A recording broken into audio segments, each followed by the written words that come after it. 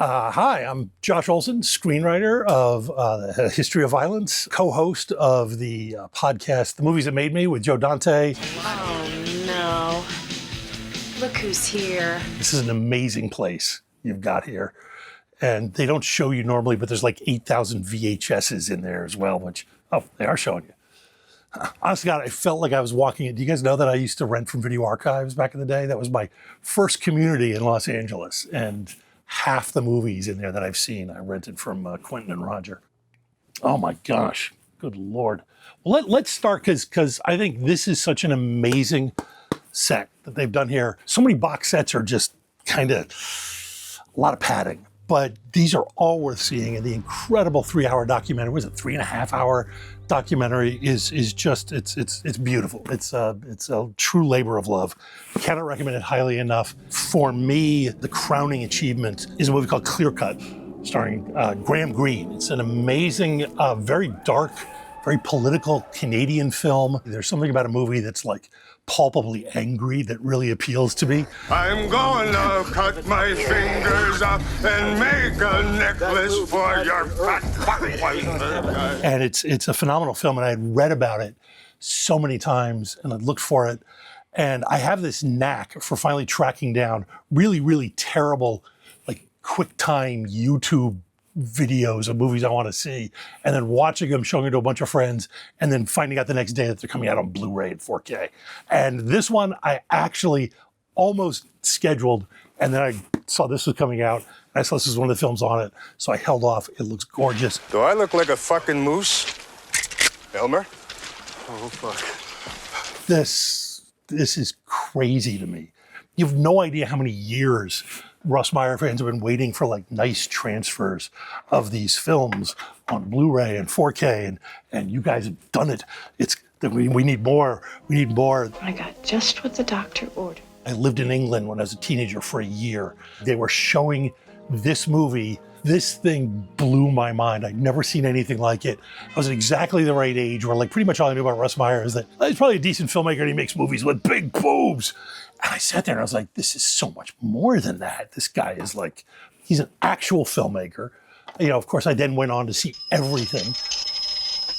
Hi, operator. I remember too, also at Video Archives, they had a couple of these on VHS. They've got the boxes in there, and they have a phone number on the label. And I remember calling the number, and the guy picks up the phone, and if you've seen Russ Meyer films, you know who this voice was. He goes, yeah, Meyer here.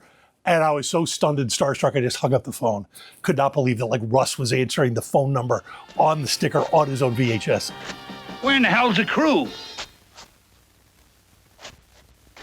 Well, no matter.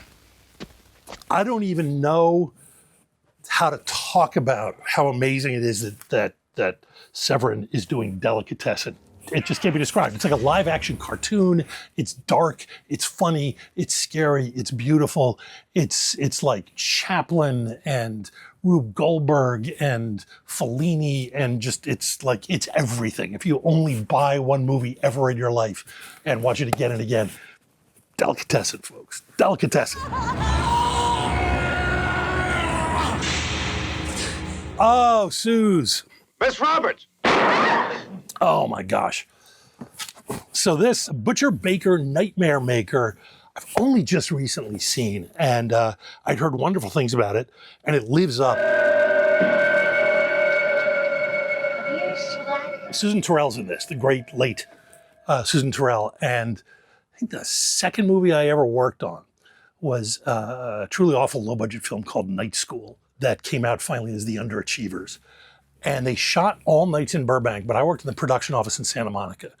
And Susan Tyrrell lived about 4 blocks from the production office. And to save money, since I had to go out to the set every day to deliver reports to the directors and producers, I would drive to her house, pick her up, and then drive out to the set on nights she was working. She was my first great Hollywood character. Not just great character actor, but great character. She was a phenomenal woman. She had an amazing career. Of course, she was an Oscar nominee for Fat City, and she was funny and bawdy and filthy. And I remember sitting in a bar with her in Burbank, waiting to go to work on this stupid film. And she was telling a story about, maybe mixing two of them up at once, but she did some kind of theater thing in Berlin with Iggy Pop that involved writhing around naked on stage with a and her words, "a boa constrictor sliding in and out of my snatch."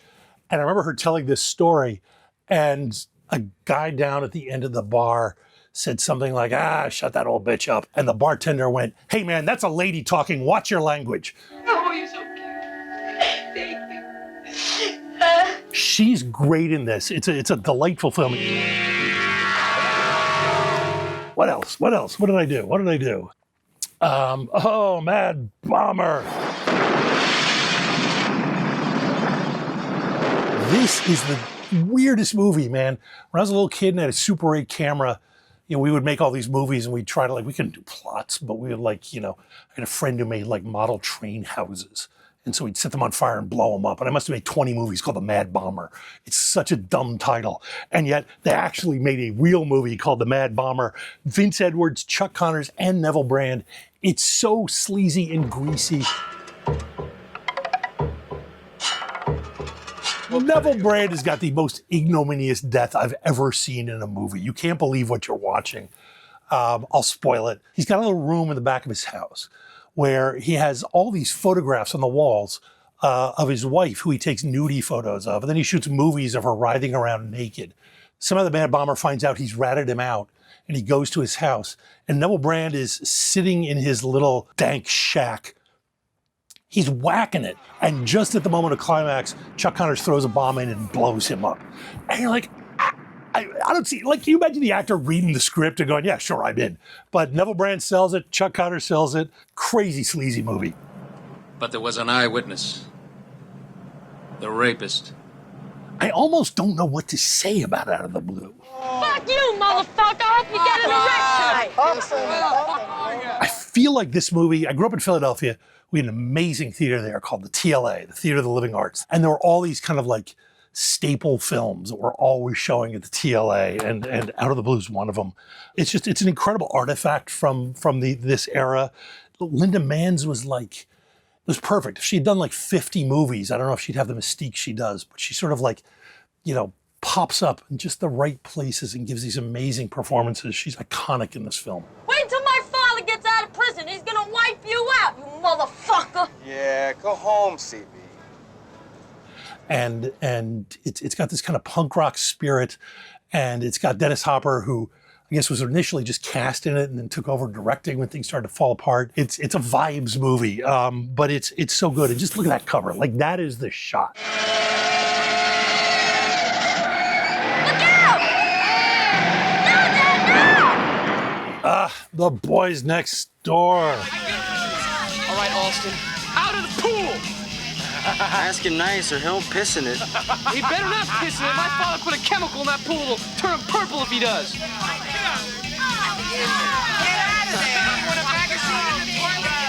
The thing I was thinking about when I watched this film is Maxwell Caulfield. The only thing I really ever think of him from that anybody does is he was in Grease 2, which is a terrible film.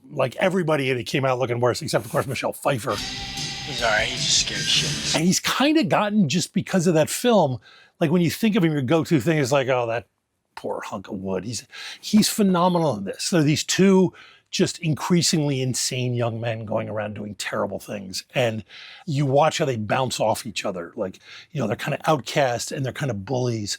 And then the bullying turns to killing. And it just gets darker and darker and darker from there.